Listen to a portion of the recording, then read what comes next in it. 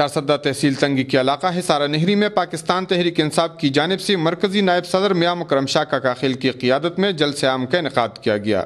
اس موقع پر علاقے کے متعدد افراد نے اپنے خاندانوں سمیت دیگر سیاسی پارٹیوں سے مستعفی ہو کر پاکستان تحریک انصاف میں شمولیت اختیار کی۔ جلسہ عام سے خطاب کرتی ہوئی مرکزی نائب صدر میاں مکرم شاہ کاکا خیل، ڈسٹرکٹ کوآرڈینیٹر اختر منیر، ضلعی رہنما رشید گل خان خیل اور عارف زمان نے کہا کہ بے روزگاری، مہنگائی اور بدامنی سے عوام عاجز آ گئی ہے۔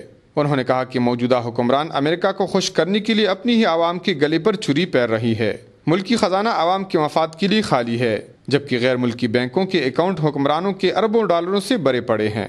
انہوں نے کہا کہ صوبائی اور قومی اسمبلی میں ایسے فیصلے کیے جا رہے ہیں جس سے دن بدن امیر امیر تر اور غریب غریب تر ہوتا جا رہا ہے۔